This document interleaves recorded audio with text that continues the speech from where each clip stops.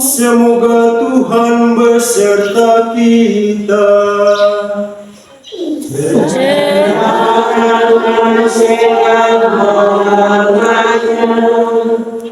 Inilah Injil Yesus menurut Markus.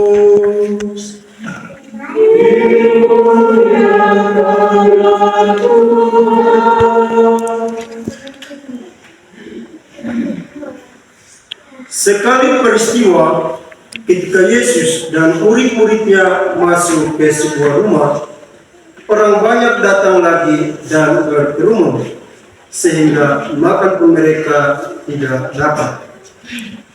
Waktu keluarganya mendengar hal itu, mereka datang hendak mengambil Yesus, sebab kata mereka, Yesus tidak waras lagi. Ahli Taurat yang datang dari Yerusalem berkata, ia kerasukan Beelzebul. Ada juga yang berkata, dengan pemimpin setan ia dapat mengusir setan. Yesus memanggil mereka, lalu berkata kepada mereka dalam perumpamaan, bagaimana iblis dapat mengusir iblis? Kalau suatu kerajaan terpecah-pecah, kerajaan itu tidak dapat bertahan. Dan jika suatu rumah tangga terpecah-pecah, rumah tangga itu tidak dapat bertahan. Demikianlah juga kalau iblis berontak melawan dirinya sendiri, dan kalau ia terbagi-bagi, ia tidak dapat bertahan, malahan sudah tamatlah riwayatnya. Tetapi tidak seorang pun dapat memasuki rumah seorang yang kuat untuk merampas harta bendanya, apabila ia tidak mengikat lebih dahulu orang kuat itu. Sesungguhnya aku berkata kepadamu, semua dosa dan hujatan apapun yang diucapkan anak-anak manusia akan diampuni. Tetapi siapa saja yang menghujat Roh Kudus tidak mendapat ampun selama-lamanya. Ia besarlah karena berbuat dosa yang kekal. Yesus berkata demikian karena mereka mengatakan bahwa ia kerasukan roh jahat. Lalu datanglah ibu dan saudara-saudara Yesus sementara berdiri di luar. Mereka menyuruh orang memanggil Yesus. Ada orang banyak duduk mengelilingi dia. Mereka berkata kepada Yesus, lihat, ibu dan saudara-saudaramu ada di luar dan berusaha menemui engkau. Jawab Yesus kepada mereka, siapa ibuku dan siapa saudara-saudaraku? Yesus memandang orang-orang yang duduk di sekelilingnya itu dan berkata, inilah ibuku dan saudara-saudaraku. Siapa saja yang melakukan kehendak Allah, dialah saudaraku laki-laki dan saudaraku perempuan dan ibuku. Demikianlah Injil Tuhan.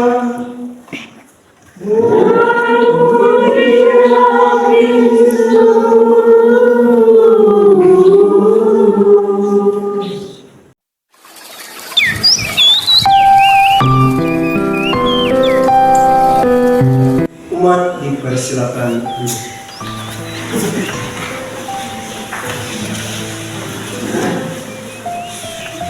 Selamat pagi dan selamat hari Minggu untuk kita semua, khususnya bagi umat Stasi Dunia. Shalom. Shalom.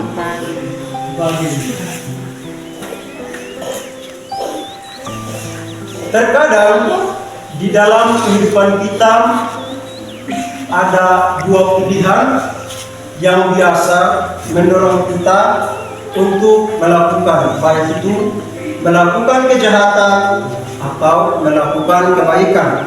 Nah, dua hal yang mendorong kita itu ialah keinginan dan kehendak.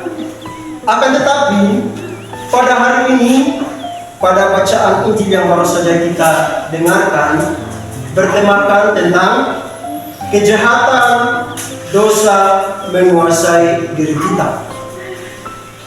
Bapak, Ibu, saudara-saudari yang terkasih dalam Tuhan kita Yesus Kristus, perlu untuk kita ketahui bahwa di dalam diri Yesus itu terdapat dua sisi. Nah, sisi yang pertama ialah keilahian atau kealahan, dan sisi yang kedua ialah insani atau kemanusiaan.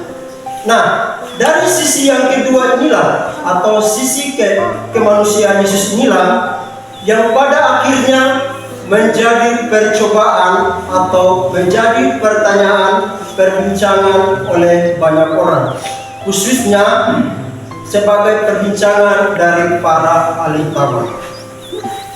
Di dalam bacaan Injil yang baru saja kita dengarkan bersama tadi, Bapak Ibu saudara-saudara sekalian, di mana di dalam bacaan Injil ini atau di dalam bacaan Injil Markus, di situ mengisahkan bahwa banyak orang datang dan juga adanya para ahli Taurat datang dan berkata kepada Yesus. Nah, mereka datang itu karena mereka mengatakan atau berpikir bahwa Yesus itu tidak waras lagi. Nah, dan juga ada yang mengatakan bahwa Yesus itu kerasukan roh jahat atau kerasukan dari setan Beelzebul. Jika kita bayangkan bahwa kata-kata yang dikeluarkan oleh orang banyak dan para ahli Taurat memang adalah kata-kata yang sangat tidak bagus atau kata-kata yang tidak sopan. Bagaimana bisa mereka mengatakan bahwa Yesus itu tidak waras atau Yesus itu kerasukan setan? Nah, hal ini juga berulang pada diri pribadi kita masing-masing, di mana kita mau mengatakan bahwa Yesus itu kerasukan setan, atau Yesus itu dirasuki oleh setan Beelzebul. Nah, kata-kata ini tidak mungkin untuk kita keluarkan di dalam mulut kita. Akan tetapi, Bapak Ibu saudara-saudari sekalian, terkadang bahwa ada godaan atau dosa itu datang di dalam diri kita dan kita melakukan kejahatan itu. Nah, itu di mana iblis melihat bahwa iman kita itu lemah. Berarti bahwa ini berulang kepada iman yang kita miliki, Bapak Ibu saudara-saudari sekalian.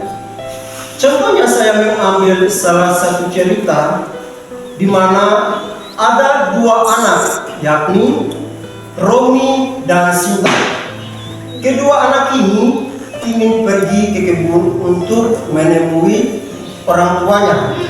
Akan tetapi dalam perjalanan Sinta ini melihat bahwa ada pohon mangga. Nah, pohon mangga itu begitu banyak buah dan buah penuh dengan masa. Nah, disitulah muncullah rasa keinginan dari Sinta untuk ingin memakan buah pohon mangga tersebut. Nah, dari situlah mulai setan atau setan Beelzebul itu mulai bekerja di dalam diri Sinta, di mana di situ setan mengatakan, Sinta, kamu bilang sama saudaranya kamu itu supaya petik mangga. Nah, disinilah antara kejahatan dan kebaikan mulai bekerja di situ, saudara sekalian. Akan tetapi saudaranya kami mengatakan, Sinta, kita tidak boleh mengambil pohon mangga karena pohon mangga ini milik orang. Jika kita mengambil, nanti kita berbuat dosa, dan itu jika diketahui oleh tuannya, maka kita akan mendapatkan marah. Akan tetapi di situ Sinta terus memaksakan. Berarti bahwa pada saat itu iblis mulai menguasai diri Sinta untuk mempengaruhi Roni untuk mereka mengambil pohon mangga itu. Akan tetapi saudara-saudari sekalian, bahwa di sini bahwa Yesus mau menegaskan bahwa kita itu harus memilih yang terbaik, di mana bahwa antara kehendak dan keinginan itu kita harus mampu untuk menguasainya.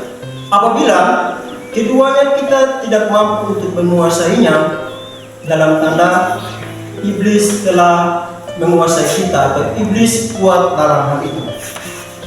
Bapak Ibu saudara-saudara sekalian, dalam bacaan Injil ini juga terkait pada bacaan pertama, yakni pada kitab Kejadian, di mana bahwa dosa manusia itu bermula pada perbuatan dosa yang dilakukan oleh Adam dan Hawa, di mana pada saat itu iblis atau si ular ini mulai merasuki atau mempengaruhi Hawa, di mana ketika si ular meminta kepada Hawa untuk memakan buah yang dilarang oleh Tuhan Allah.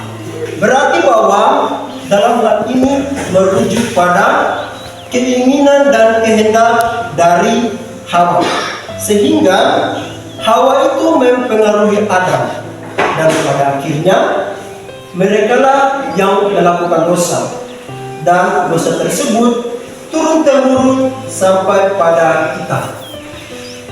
Oleh karena itu, pada kesempatan ini, Bapak Ibu saudara-saudari sekalian, pada bacaan Injil hari ini juga ingin mengajar kita bagaimana di dalam kehidupan itu kita harus menyadarkan diri, khususnya bahwa pada saat hari Minggu seperti ini, kita, bapak, mama, kakak, dan adik-adik biasanya kita datang berkumpul di dalam rumah Tuhan untuk berdoa, berbicara bersama dengan Tuhan.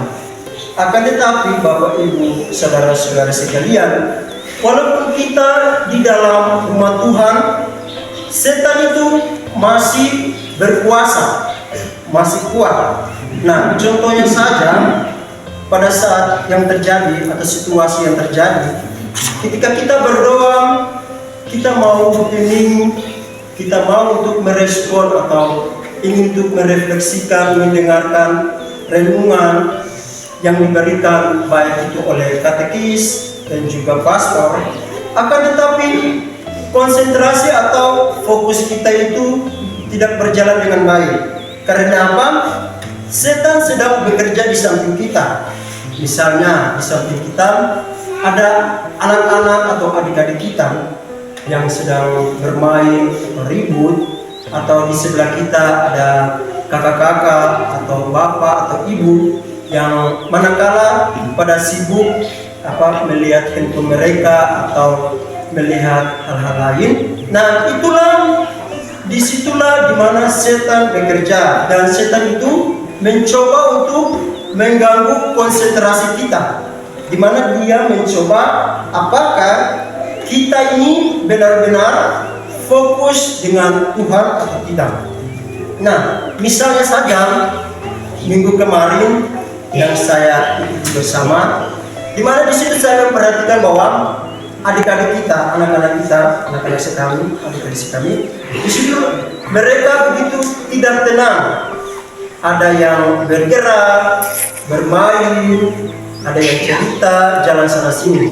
Nah, itulah setan sedang bekerja pada saat itu, di mana setan mencobai anak-anak kita ini. Nah, anak-anak kita ini merupakan anak dari Tuhan, di mana Tuhan Yesus mengatakan bahwa biarkanlah anak-anakku datang kepadaku, jangan menghalangi mereka, sebab merekalah yang mempunyai kerajaan surga. Akan tetapi, di mana pada saat itu iblis mencoba untuk mempengaruhi anak-anak kita, mencoba apakah mereka itu fokus kepada Tuhan atau tidak. Bapak Ibu saudara-saudara sekalian, pada kesempatan ini saya mengajak kita, walaupun kita pada hari ini tidak bersama dengan Pastor Paroki, akan tetapi di dalam bacaan Injil ini mau mengajak kita agar bagaimana kita merefleksikan diri kita, khususnya untuk memperbaiki diri kita, memperbaiki hidup kita, terlebih khusus menguatkan keinginan dan kehendak kita agar kita tidak mudah terjerumus atau jatuh ke dalam dosa. Semoga demikian.